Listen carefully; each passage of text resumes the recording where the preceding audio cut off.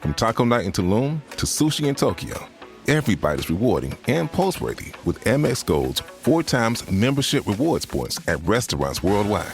Wherever you dine, points are piling up. So bring your friends along for your next course, because it's not all about the posts. It's about the company and the memories. How can gold from Amex sweeten your next food moment? Learn more at americanexpress.com/explore-gold. Terms and points cap apply. Hollywood.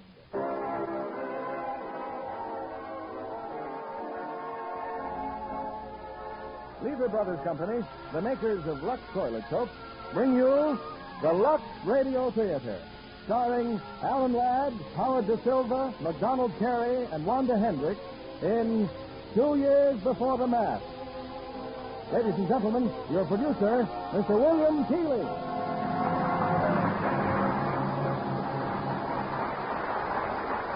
Greetings from Hollywood, ladies and gentlemen. While naturally I don't know what your reading preferences are, I'm quite sure that almost all of us have at some time in our lives thrilled to the story of 2 Years Before the Mast, Richard Henry Dana's violent saga of adventure on the high seas. Tonight we present the first screen version of 2 Years Before the Mast from Paramount Studios, with 4 of Paramount's outstanding stars: Alan Ladd, Howard De Silva, McDonald Carey, and Wanda Hendrix. If you remember Dana's book, you may recall that when he arrived in California from around the Cape, one thing which impressed him was, and I quote, the beautiful complexions of its women, which they guarded with large mantillas worn about the head. Well, I'm sure visitors to California are still impressed by the loveliness of our women, who nowadays guard those beautiful complexions with Lux soap rather than with mantillas. However, that can't be said of California only. Lux soap and beautiful complexions go together wherever wise and lovely women live. It's time to weigh anchor with 2 Years Before the Mast, starring Alan Ladd as Charles, Howard De Silva as Captain Thompson, McDonald Carey as Dana, and Wanda Hendrix as Maria.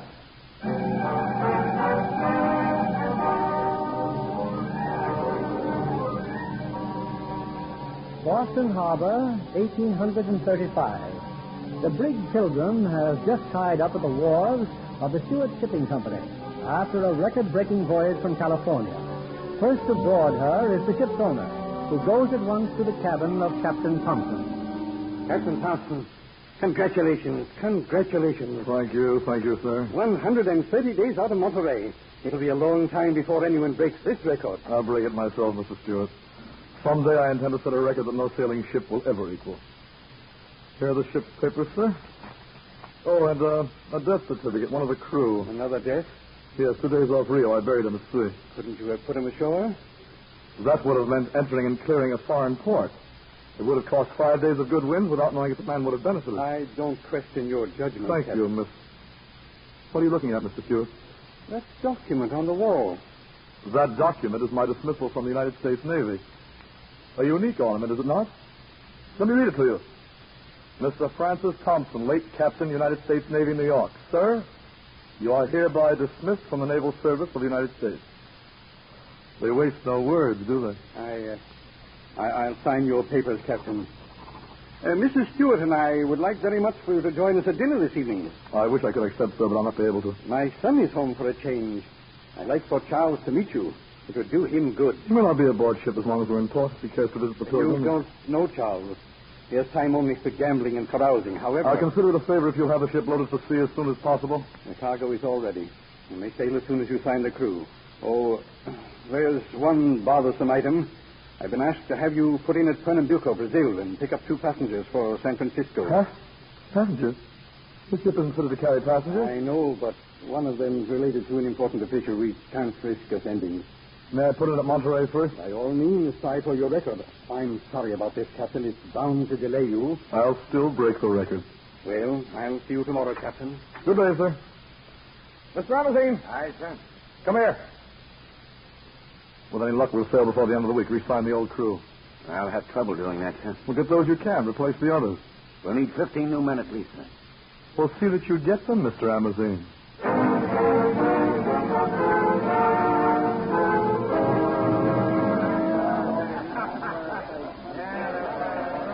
Now, look here, Charles. I appreciate your showing us the Boston waterfront, but after all... What's the matter, Harry? Is tavern a little too rough for you? I thought you were going to show us your father's ship. Yes, the one that broke the record.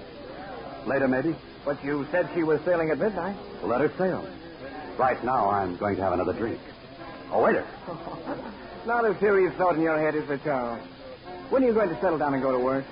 You know, I have it all figured out. Never.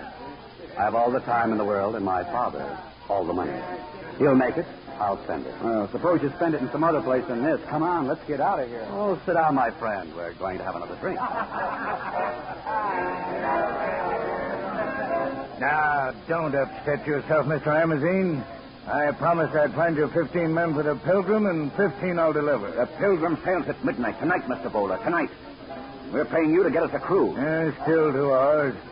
Now, let's see. We brought 9 men aboard that floating piece of perdition already. Poor lad. It's wicked enough to Shanghai men, Mr. Amazine, let alone to serve on the Pilgrim. Shut up, Bowler. You'll wake up a sea with the rest of them. Now then, 9 men at $12 each comes... You'll get your money when we've got the others. Come on. Let's get over to the bar.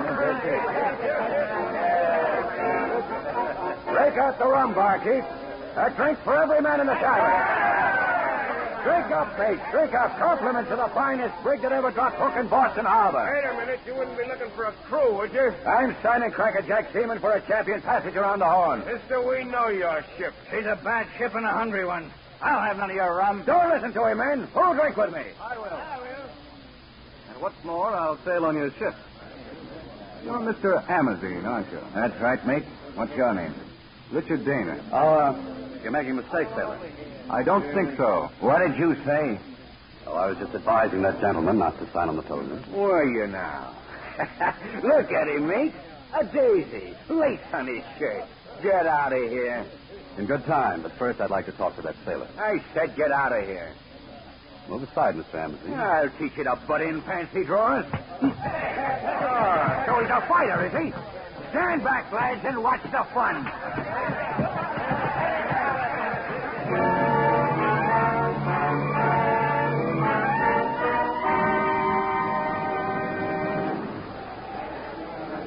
All hands on deck. All hands on deck. Crews on deck, Captain Thompson. Thank you, Mr. Amazine. All hands. Attention. Attention. Gentlemen, we've been at sea a few hours only, but it has already come to my attention that some of you have stated that you boarded my ship against your will. That is a lie, and I will tolerate no repetition of it. Every one of you has either signed his name or made his mark agreeing to sail. I made no mark, nor did half of it. Amazine did it, sir. Shanghai. I will pretend that neither of you men were so foolish as to interrupt me. Those who are new aboard will soon learn that I demand but one thing of a crew: complete submission to authority. Authority being vested in myself, in Mr. Amazine, the first officer, and in Mr. Foster, the second officer. Mr. Foster, do you have the prisoner? Aye, sir. Peter Belmer. And what's the charge? On finding himself aboard ship, he attacked Mr. Amazine with a knife. Belmer, the punishment for attacking an officer is 20 lashes, well laid on, and you will be confined in chains on quarter rations until it is considered that you've learned your lesson. Mr. Foster, you will count the strokes. Mr. Amazine, carry out your orders. Aye, aye, sir. 1, 2, 3, 4, 5.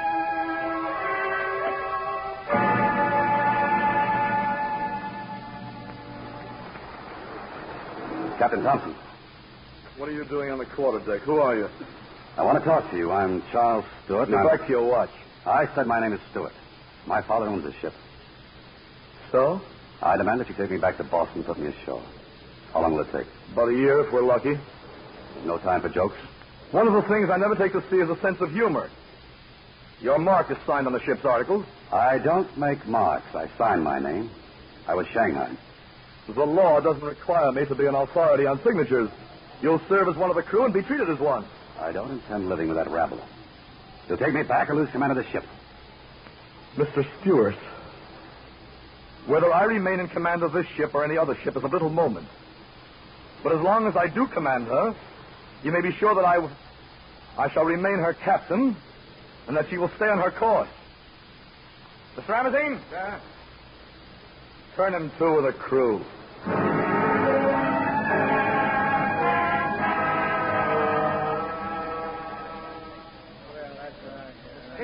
bosses. Here's your grub. Piping awesome prepared by the finest cook afloat. I'll put the kettle down, Dooley. Come on, mate. You gotta eat sooner or later, even this stuff. Yeah, it may be moldy, Macklin, but think of Bellimer changing the hold on quarter rations. I haven't forgotten about Bellimer. And one of these days... You mind your tongue. That sneaking skunk Foster, he's just waiting to pin something on us. This food. Did they eat this Foster and Amazine, Captain Thompson? I don't laugh at him. He's never been to sea before. I'm a farmer. My wife, my children, they don't know where I am or what to do. Buck up, eh? He's here. Buck up. I'll let him alone. Dana, come and fill your plate. Besides, this is no time to be writing letters home. This is no letter I'm writing. What is it, then? Well, it's a sort of diary, I suppose. You see, unlike most of you, I signed for this voyage voluntarily. I told you he was crazy. I want to write about this ship. And the men and sailors. Why? Oh, hello, Stewart. I thought you were on watch. I am, but I'm hungry. I'll go on watch after I eat. You call this food? Maybe you'll be feeding with the captain since you're the owner's son. Yeah. And since when have you been willing to sit down with us? With common sailors? I've avoided it so far. I can avoid it still longer. I'm going up on deck.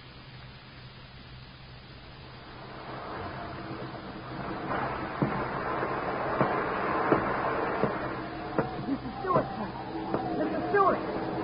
It's me, Mr. Stewart, over here in the door. What are you doing in there? Oh, Mr. Stewart.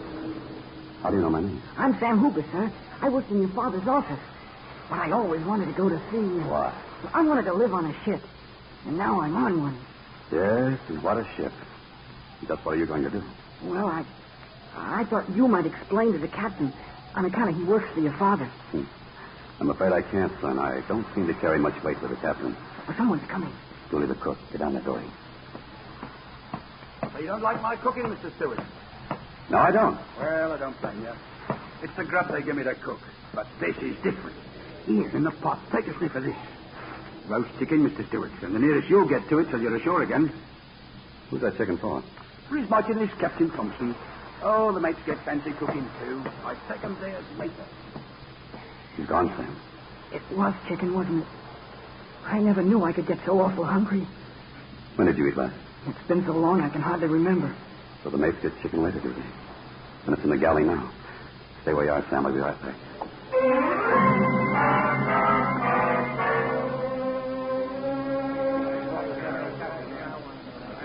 All hands are on deck, sir. Thank you, Mr. Amazine. Gentlemen, this is the second occasion I found it necessary to muster this crew for reasons of discipline. One of you has stolen the mate's food from the galley. I do not propose to go to the trouble of individual question and search. But if the thief does not step forward at once, I shall presume the entire crew guilty, and you will be put on hardtack and water until further orders. Well? Very well, then. So it shall be. Take over, Mr. Amazine. Go below the watch. Watch on deck, turn to. Stewart. What do you want, Maxon? You dirty bilge rat. Why don't you speak up and take what's coming to you? Why should I? There ain't a sailor alive who'll do what you just done to your shipmates. I saw you. You were standing there by the dory. You were eating something. Yes, roast chicken, Maxon. I found it very tasty. And now you're going aft and report it was you who stole it. If you don't, we'll take care of you right here. Let him alone, men. Turn him loose. Why? Because you could beat him to a pulp, but it wouldn't teach him anything. He isn't worth dirtying your hands. Just keep out of our way, Stewart. That won't be too difficult, Dana. Come on. Let's get below.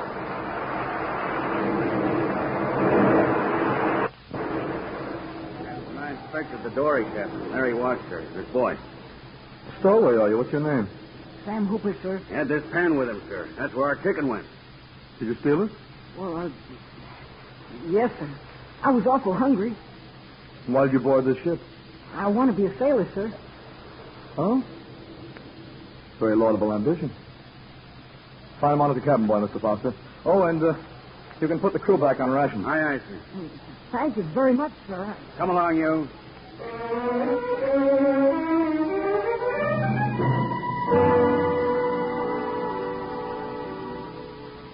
How's your writing coming, Dana?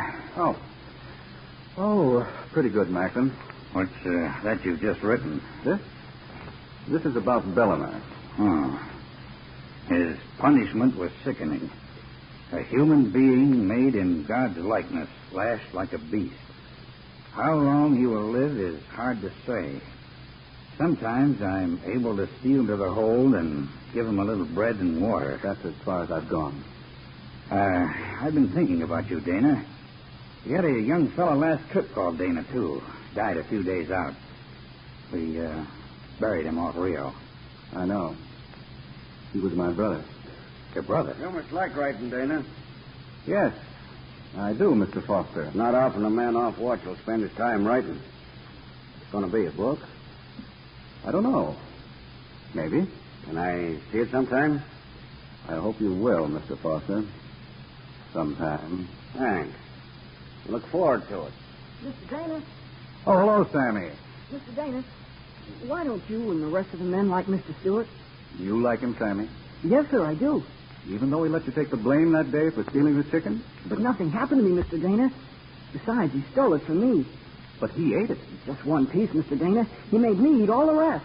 Sam, what are you trying to tell me? Well, I was hiding in the dory, and I told him how hungry I was. Is this the truth? Yes, sir. It's the truth.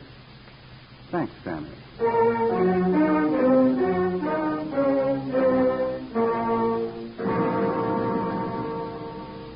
want to apologize, Stewart. After Sammy told me what really happened, I... Forget it. Doesn't matter. But it does matter. And I'm afraid you'll learn how much it matters before this voyage is out. Anything else, then? Nothing, except I've...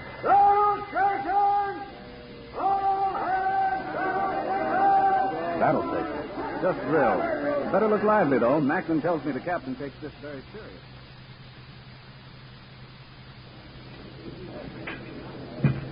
There ain't enough work on this ship. We got a fool with a cannon. Break our back so he can play. He's still in the Navy. Instead of being kicked out. Oh, watch out. Here comes Amazon. Why, you Bill scum.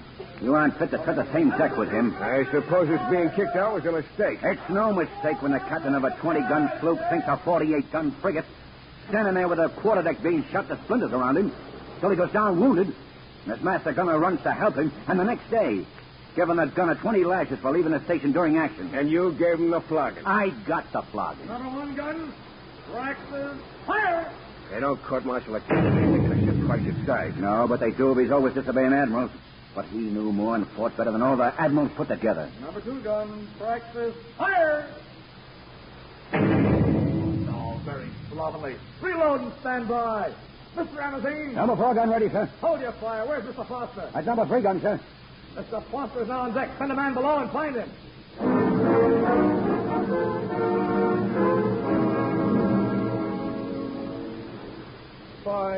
Why weren't you at your post, Mr. Foster? You had 6 minutes to go to the powder magazine and return. I was returning from the magazine, sir, when Stewart hit me. Is this true, Stewart? Yes, sir. I hit him twice. Mr. Amazon, bring that man out. Why'd you hit him, Mr. Stewart? What happened? It doesn't matter now, Sammy. Better get out, Stewart. Mr. Amazon, dismissed from battle stations. Form all hands to witness punishment. Secure! And all hands muster out! Stewart, the punishment for striking an officer is 20 lashes, well laid on. Disobedience to orders in battle practice, 10 lashes. If the offense had been committed in battle, you would have been hanged. In view of the obvious fact this is your first voyage, I propose to remit 10 lashes. Mr. Amazon, have the cook stand by with some brine. Mr. Foster, count the 20 stroke. Aye, sir. Get the salt cook and leave the cabin boy in the galley. Proceed with the punishment. Aye, sir. 1, 2, 3, 4, 5, So long. 6, Voyage, Mr. Foster. 7, 8, I wonder if you 9, see it out. 10, You 11, and 12, 13, 14.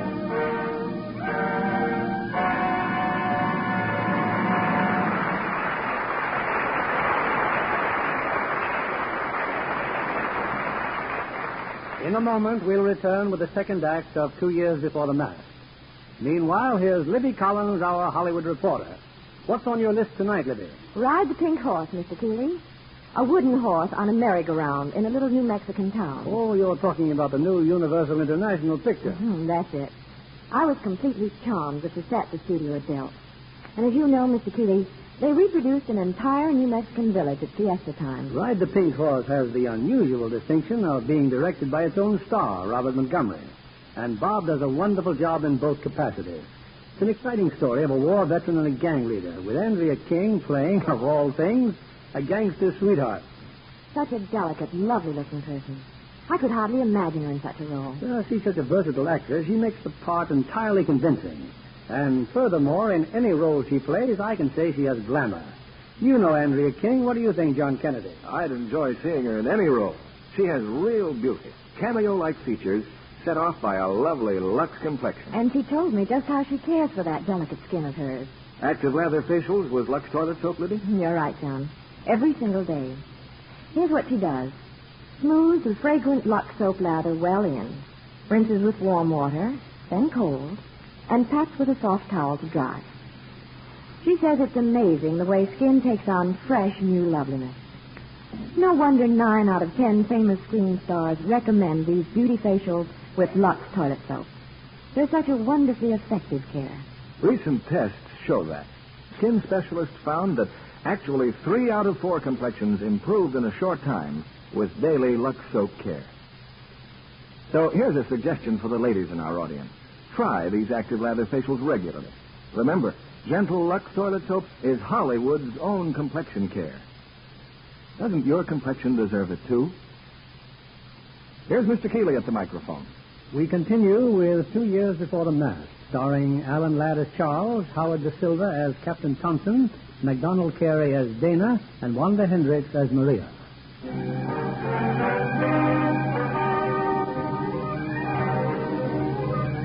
The brig Pilgrim, full canvas to the wind, whipped through the South Atlantic.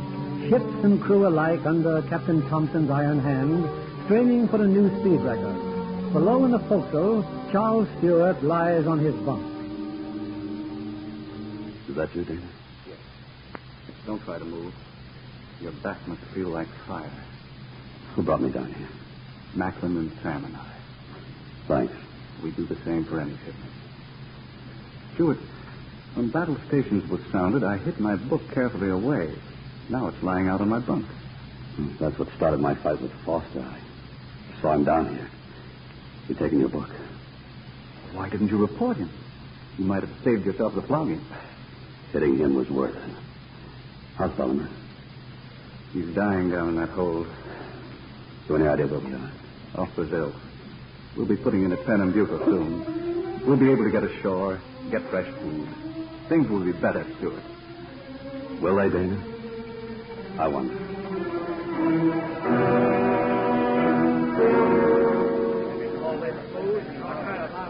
What's the matter, mate? Why ain't you eating? Nobody can eat this stuff, not even us. It's been dead 100 years.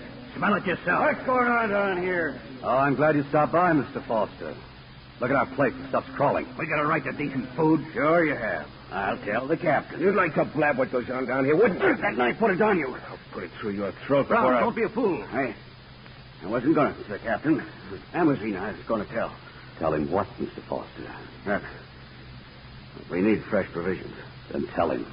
Tell him now. And in case you change your mind, Foster, just remember, while I may get a flogging or be hanged maybe, before I do, you'll feel this knife right up to the hilt. Now, get out of here. Come on, Stewart. We'd better get on deck.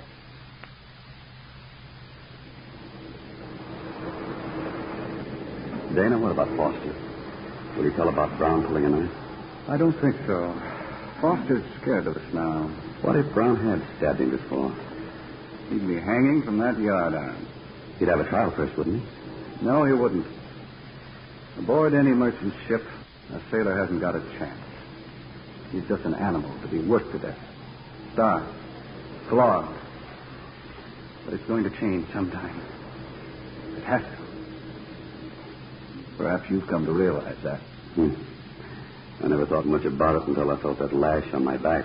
That's why I'm writing my book. If only I can get it published, if people will read it.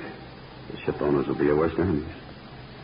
And my father, for one. Outside of Thompson, your father is my chief example. I'm going to... Look, David, Look over there. It's land.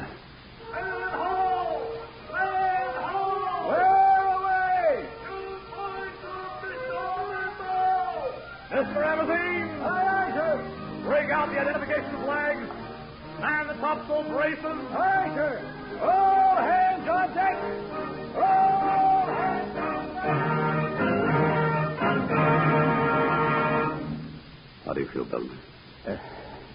Not too good. The ship. We slowed down.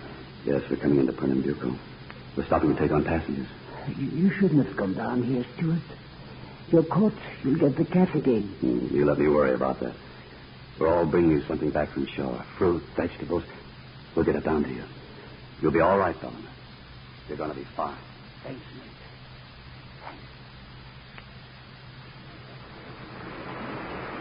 We've been sighted from shore, Mr. Amazine. They're sending up rockets. Where will I put the passengers, sir? In Foster's cabin. Tell him the berth of the crew. Aye, sir. Shall I stand by with the anchor? What? We're not going to anchor. The passengers will be rowed out in the dory. We'll take them aboard when we're back to the main topsail. Begging your pardon, sir, but we're in need of fresh provisions. I have provisions for this voyage in Boston. Yes, sir, but the salt horse is bad and there's grumbling in the forecastle. The salt horse is always bad and there's always grumbling in the forecastle. Well, if there's short rations, sir, there may be trouble. I think I can handle any trouble on my ship, Mr. Amazine. Stand by to pick up the passengers.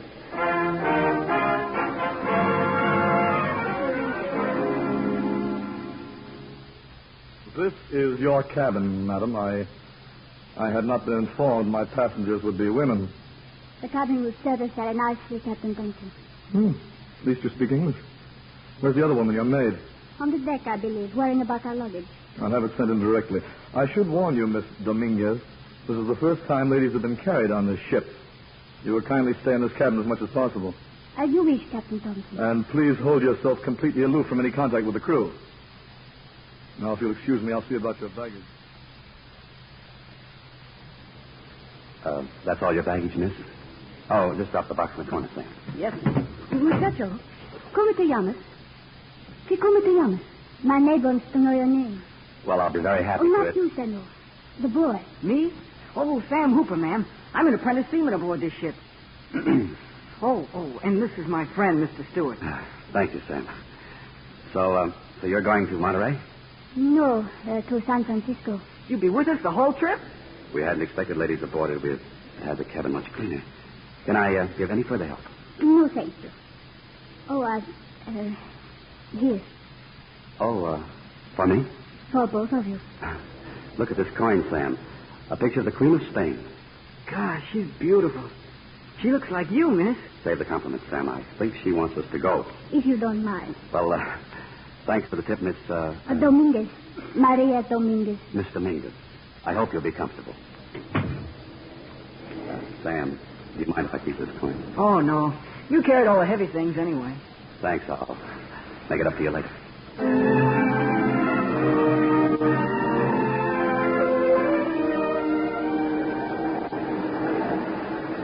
Dominguez, I didn't know you were on deck. Oh, it's much better in the stuffy cabin, Mr. Stewart. How's your maid? Poor Mercedes. Still seasick. They say after we pass Cape Horn, the weather will be fine. Some tells me the rounding of Cape Horn is a great event in a sailor's life. Yes, it's turning out that way. Oh, you know, I've wanted to talk to you ever since you came aboard. Won't you get into trouble? It would be worth it. I should like to talk to you also.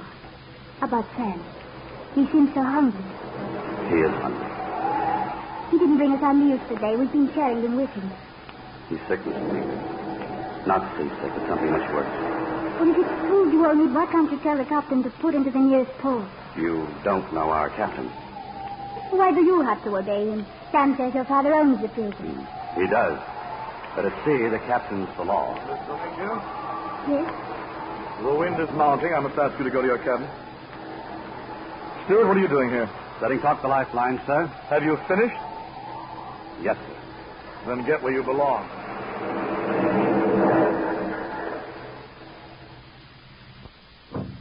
Come in.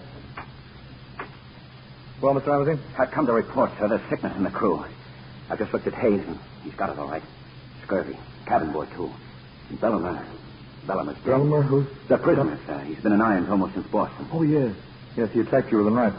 Very well, I'll conduct burial services at 8 bells. Yes, sir.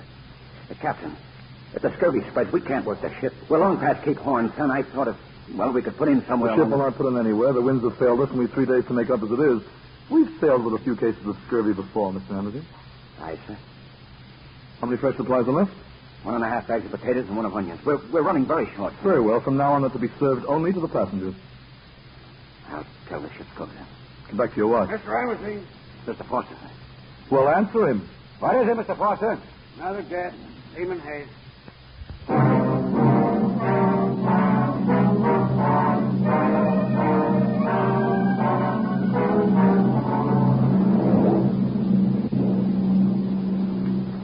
You were so right, Mr. Stewart.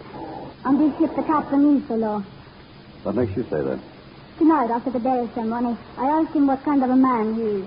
Heal human beings and then to stand there and pray for their souls. Oh, please, don't you make an enemy out of him, too. He sent me to my cabin. He said I was over law. You should have stayed in your cabin. I wanted to see you.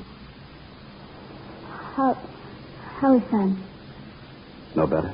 About the same. Maybe the sickness will go away now. The weather is getting cooler. And you'll be home in 6 weeks. The wind holds good. 6 more weeks. Well, you don't seem very happy about it. It's merely that I have not been home for a very long time. You see, I was sent to a convent in Madrid when I was 10 years old. I think you'll find living in California a lot different than Spain. I suppose so. The windows of my father's hacienda, there's nothing to see but the California hills. But from the windows of my school in Spain, I could see all Madrid, even the king and queen when they rode by. Oh, do you know I carry a picture of the queen? You do? Mm-hmm. It was coined. Remember you gave this to Sam in the eye. Ask me if I can keep it. You shouldn't. Why not? 2 weeks after I arrived in California, I shall be married. Married? How long has it been since you've seen him? Since I left California. Oh, but you're only a child then. I'm going to marry him. Our marriage was arranged by his parents and mine. Does that make it right? Is your way the American way any better? Entrusting a daughter to anyone she chooses? Someone you may never have seen and whose name you do not know until she tells you? What about love? Doesn't that enter into it? You mustn't talk like that, please. Maria. Yes. I will always carry the likeness of the Queen of Spain.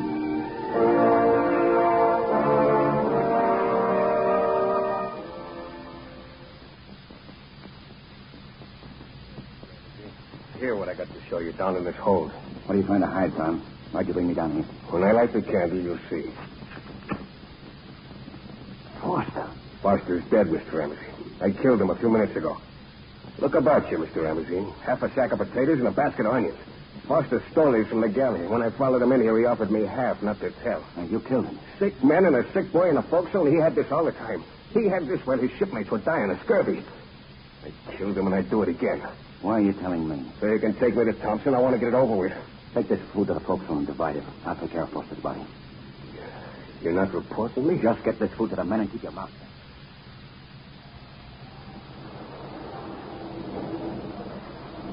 Ramsey, this isn't your watch, Stewart. What are you doing on deck? May I talk to you? Go ahead. Brown told me about Foster. What have you done about it? I dropped his body overboard. Told the captain and foreman from the rigging. Said it was too dark to lower a boat and try to find him. Thanks, Ramsey. I'll get below. Oh, there's something else. By dawn, we'll be in sight of land, won't we? If the wind holds. Macklin says of the islands of Mexico. He says they've got food there. Fresh food. I'm not the master of the ship. So we've got to stop some of these men half dead. Get below before. I'll do what I can.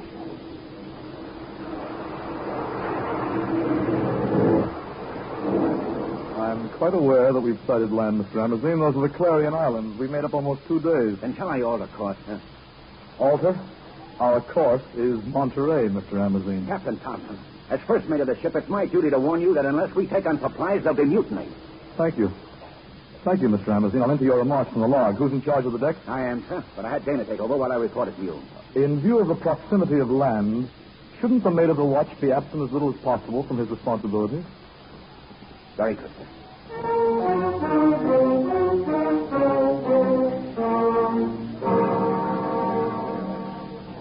No use talking about it. Thompson's not going to alter course. You're right, Mac. There is no use talking, but we can do something about it. We can go up on deck and take over the ship. Or would you rather stand by and see Sam and the others dumped overboard like Hayes and Bellamy? It'd hang for mutiny, Stewart. I'll have to wait. Where's Dana? Still with Sam. And what has to be done can be done alone. Thompson's on the quarterdeck. This cabin's empty, and there are guns in this cabin. Wait here, all of you.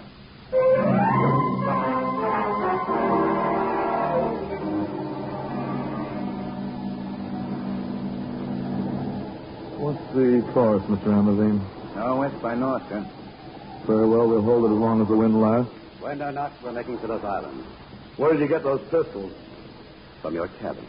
I trust you know the penalty for mutiny? Let's say that my father owns this ship, and I demand you make for land. You're a fool, Stewart. Are you going to change course? Yes. Yes, I choose to remain alive to enjoy the pleasure of turning you over to the proper authorities. Mr. Amazine? Sir? You will bear witness that everything I'm doing is under duress? Ready about. Aye, sir. All hands to station! Get ready to come aboard! Keep your hands at your side, Mr. Thompson. You'll come to no harm. But Thank you. Thank you, Mr. Amazine. You always were handy with a belaying pin. Pick him up. Amazine. Yes, Stewart. I hit you with that pin. Whatever I am, I'm no mutineer. I'd like to hang you now, Stewart, but mutiny demands a trial before a proper court. I had my chance to kill you and I didn't. But someone will one of these days. And when the people back home learn the things I've learned, they'll run butchers like you clear of the sea. Take him below. Put him in irons. Helmsman! You will hold the course. Steady, she goes.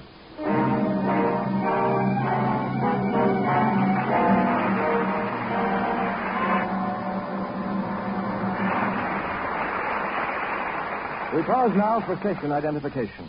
This is CBS, the Columbia Broadcasting System.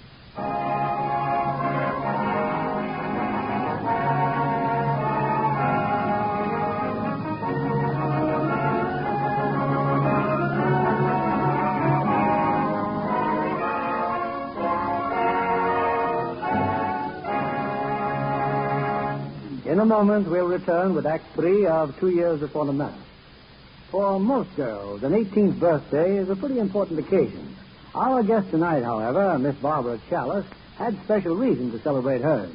Right, Barbara? Yes, Mr. Keeley. That was the day I signed my contract with Universal International. And now you're a full-fledged motion picture actress. Not every girl achieves her ambition so young. But look how long I worked for it. I started at 12 modeling children's fashions. Then I became a photographer's model. And the talent scout saw my picture.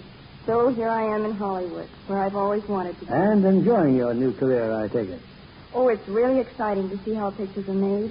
I spent hours watching them film The Lost Moment. A very interesting psychological drama. Oh, and the set was fascinating in itself. An ancient castle, complete with high iron gates, secret rooms, and spiral staircases. It really was scary. Did you meet the stars, Robert Cummings and Susan Hayward? I did, Mr. Keeley, and they were very gracious to me. It was a thrill to see Susan Hayward, who plays the mysterious heroine of The Lost Moment. Susan is youth and beauty in person. Oh, yes, Mr. Keeley. With her flaming red hair and gorgeous complexion, Susan Hayward is strikingly lovely. I imagine Mr. Kennedy here will be interested in what she told me about her complexion care. It's no secret, Barbara, that Susan Hayward is an enthusiastic Lux girl. It'd be hard to find a lovelier example of a Lux complexion than hers. I agree, Mr. Kennedy.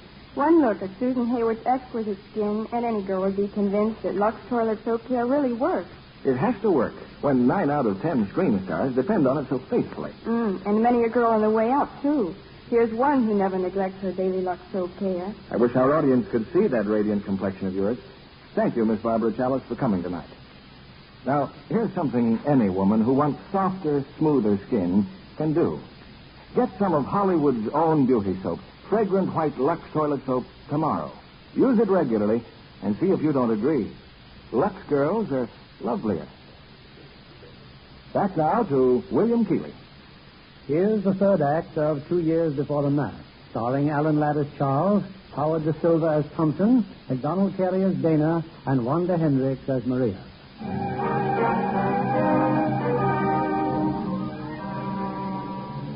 A few days have passed, and the brig Pilgrim has now approached the port of Monterey, California. Imprisoned in the hold, Charles Stewart has a visitor. Maria, you should have come down here. Nobody came. I brought you some food. Oh, thanks. Have you heard how Stan is? He's a little stronger. Poor boy. I've been sending him some of our food by Mr. Dennis. Maria, why did you really come down here? Because I saw something.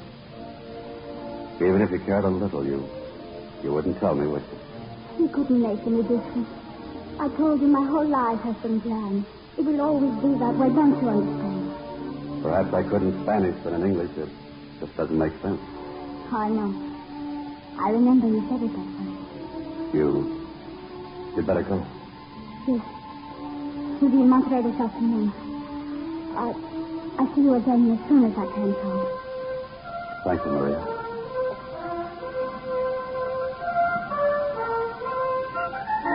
There's a port of Monterey, Mr. Ramsey. Aye, sir. We'll anchor here in the bay until Don Sebastian has come aboard and cleared us. You may take in the courses. Aye, sir. Oh, we've established a new record for the voyage, Mr. Ramsey. You may hoist the record pennant.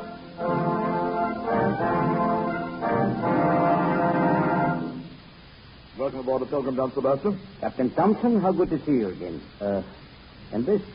This is Senorita Maria Dominguez, Don Sebastian Peralta, Mayor of Monterey. Don Sebastian. Senorita, before my men rowed me to the ship, I dispatched a messenger to your father in San Francisco. How happy he will be to know you will soon be home again. Thank you, Don Sebastian. And when will you proceed to San Francisco, Captain? Well, as soon as we've unloaded our cargo. I'd like to dock on the morning tide. Here are my papers. In addition, a complete report of a mutineer whose trial I wish you would convene immediately. Mutiny? Excellentia. Sí, qué gusto de verla. Tengo algo que decirle acerca del señor Stewart. Sí. Como que Captain Thompson dice, que no dirá la verdad. May I suggest, madam, that since I cannot speak your tongue, you might express yourself in English? I was telling Don Sebastian he would never get the truth from you. I was also going to say that, in my opinion, Mr. Stewart is not guilty of anything. He only tried to save the lives of 6 men, and 2 of them died. They died because of your brutality. You'll find complete details in this paper, Don Sebastian. I am sorry, Senorita, but the captain has full power to demand a trial. Thank you. I trust there will be no delay. As you wish, Captain. Tomorrow morning at 11.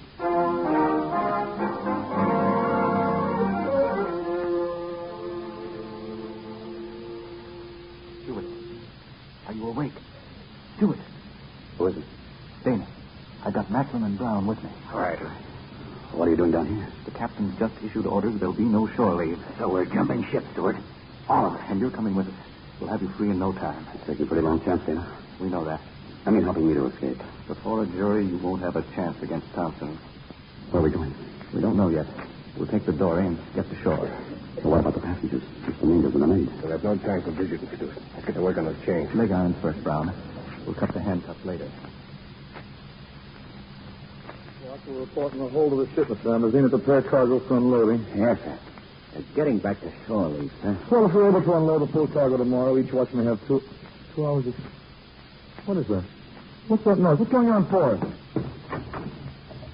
Well, it's the crew, sir. They've lowered a boat.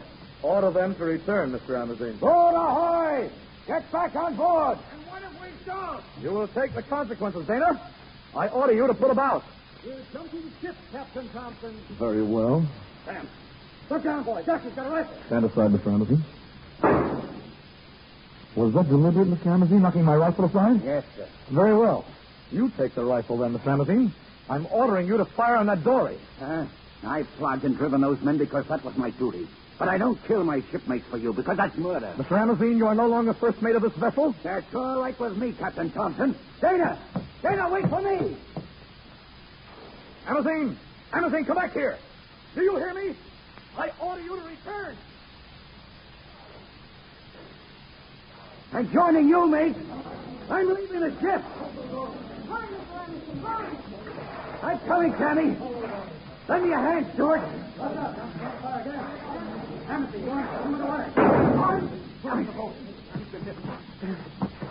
Get on the orders before you reload. Hammersley.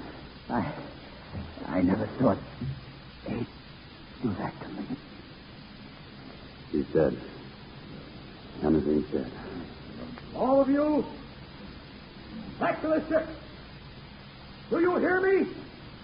He wants us back, Jesse. I say go back. Yeah, go back and take the ship. Wait a minute. Wait, what, Dana?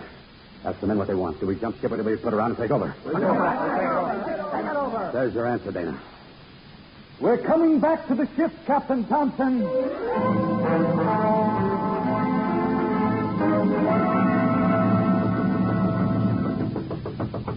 Maria, it's all right. You can open the door now.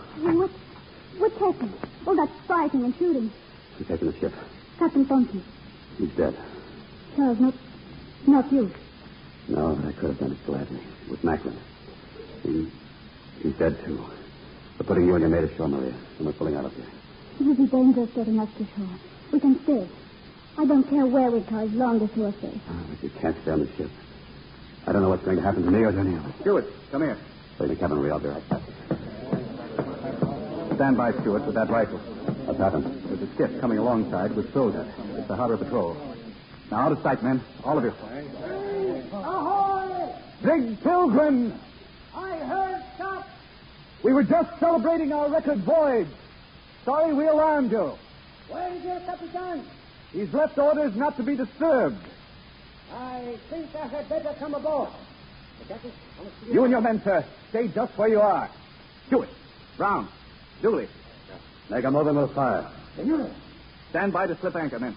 But our passengers, Dana. Let the harbor patrol take them ashore. Then bring them here at once. We can't turn them loose now. They'll spill the whole story. It won't matter. The wind's with us. There isn't a ship in the harbor to follow us. Get the girl and her maid. There's no time to lose.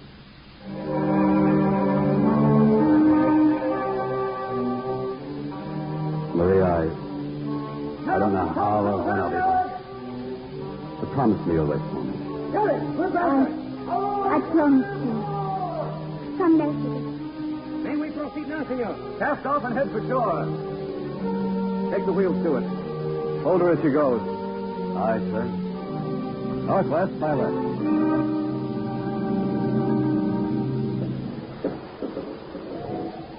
Men, we've been a full day at sea. For a while, we'll have nothing to worry about.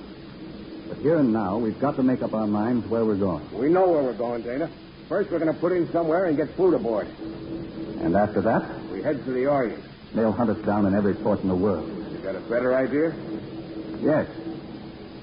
We should put about for Boston, give ourselves up, and tell them exactly what happened and why. We're going to sell the cargo and for once live like human beings. Then we will be hunted down like pirates. And people will go on saying that seamen should have no rights. What Dana says makes sense. Well, that's all very well for you, Stewart, a ship owner's son, but they'll string us up. I may be a ship owner's son, but I'm also a seaman now. And I have an interest in that book that Dana's writing. He can help American sailors get a different kind of life. But it's no use unless the men he's defending have the courage to back him up. Take this ship back home like free-born Americans.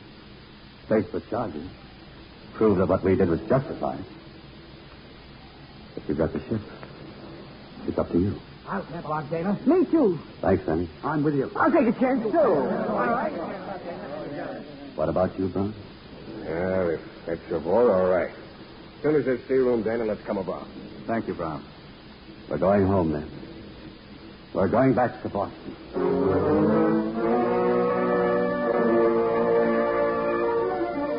Boston, Massachusetts, April 10, 1836. The brig Pilgrim, Stewart Shipping Company, boarded by customs officials in Boston Harbor. Mutiny reported in Pacific Ocean. Captain and officers dead. Entire crew is under arrest.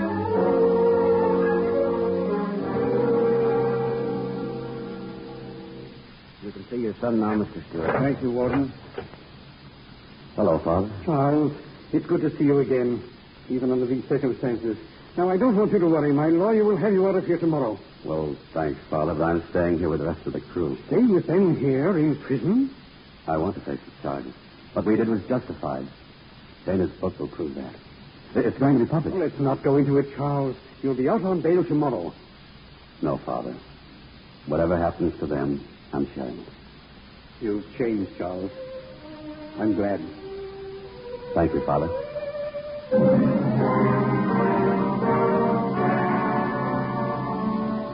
Mutineers' book sold out in Boston. Public aghast at charges made in book. 2 years before the Mast, center of great controversy. United States Senate takes over investigation of mutiny.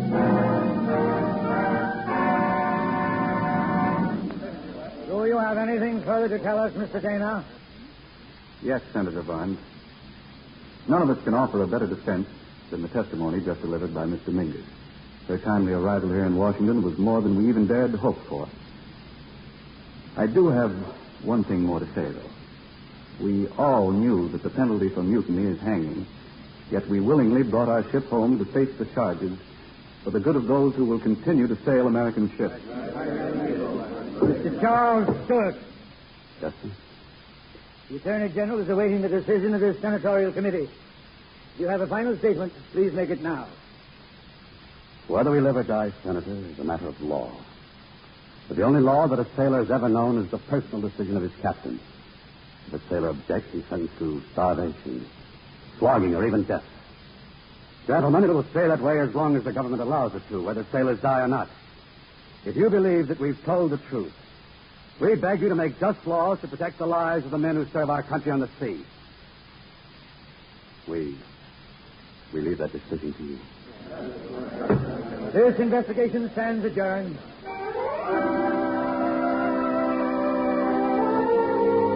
Mutineers cleared of all charges. Attorney General frees crew of Pilgrim. Congress passes law protecting merchant seamen.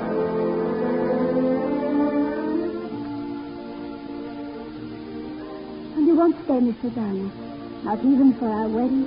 I can hardly do that, Mr. Mingus, now that I'm first mate of the Pilgrim. We weigh anchor tonight. Well, good luck to you both. Thanks, Dana. A happy voyage.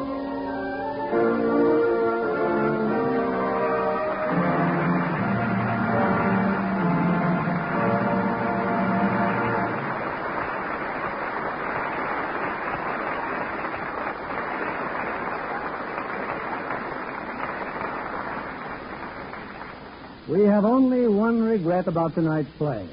That 2 years at sea must boil down to a single hour on the air.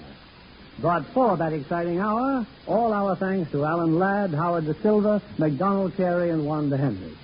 And Alan, a special thanks for your speedy return from New York to take part in tonight's play. I wouldn't have missed it, Bill. You know, the first picture I ever made was a sea picture. A small part, but it took a lot out of me. What'd you do, Alan? I got seasick. So realistically, as I recall, that you got the Critics' Award for that performance. Howard, for such a congenial personality in real life, you certainly make a most distasteful villain on the screen. Bill, you haven't seen anything yet. Will you see Cecil B. DeMille's Unconquered? What do you do in the picture, Mr. De Silva? You see, it's through Howard that Paulette Goddard gets tortured at the stake. Yep. I even hate myself in that one. So much so, I understand you're off to see the premiere in Pittsburgh as soon as you finish tonight's broadcast. That's right, Alan. Well, Alan, I hope you treat Dorothy Lamour better in your new Paramount picture, Wild Harvest. I'd say Dorothy treats us pretty rough in that picture, though. Were you in New York in connection with that picture, Alan? No, I was taking some location shots and doing some vacationing. I read that you attended the Harvest Moon Ball on your birthday. And 18,000 people sang happy birthday to you. 18,000 happy birthdays. Hey, that's some sort of a record, isn't it? Well, it really gave me a thrill. Wanda here has a birthday coming up next week. You're 19th, isn't it, Wanda? That's right, Mr. Keeley. Well, it's nice to know a woman who's so young she doesn't have to lie about her age. And with such a lovely complexion that it's plain she uses Lux soap. Oh, I do indeed, Mr. Keeley, and always will. Lux soap's a wonderful complexion care. From a girl with a wonderful complexion, that's praise indeed. What are you presenting next week in this theater, Bill? Next Monday night, we put the accent on suspense with Universal International's spine-chilling hit, The Weather. And our stars are Ella Raines, Edmund O'Brien, and Vincent Price. That was one of Vincent Price's best performances, I thought, Bill. Yes, in a thrilling story of intrigue and detection, and a murder mystery that involves a man and woman in suspicion, danger, and romance. Well, that sounds like a mighty exciting evening, Bill. I wouldn't miss it. We'll be listening, Mr. Keeley. Good night. Good night, and thanks for a 4-star performance.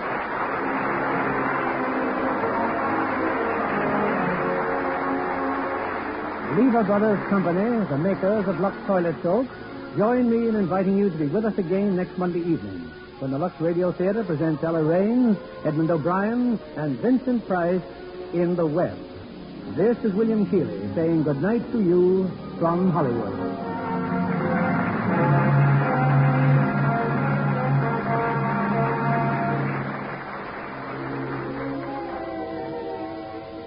Most of us think of home as the safest place that we can be. Yet the National Safety Council finds that 2/3 of all accidental deaths in the United States occur at home through hazardous conditions and personal carelessness. For your own sake and your family's, check your home for such unsafe conditions as bad light, dangerous stairways, cluttered rooms, and unprotected play space. And cultivate habits of safe conduct, thoughtfulness, and reasonable caution. McDonald Carey appeared by arrangement with Paramount Pictures and is currently appearing in Paramount's 36-star production Variety Girl. Wanda Hendrix appeared through the courtesy of Paramount Studios and is currently seen in Welcome Stranger, starring Bing Crosby.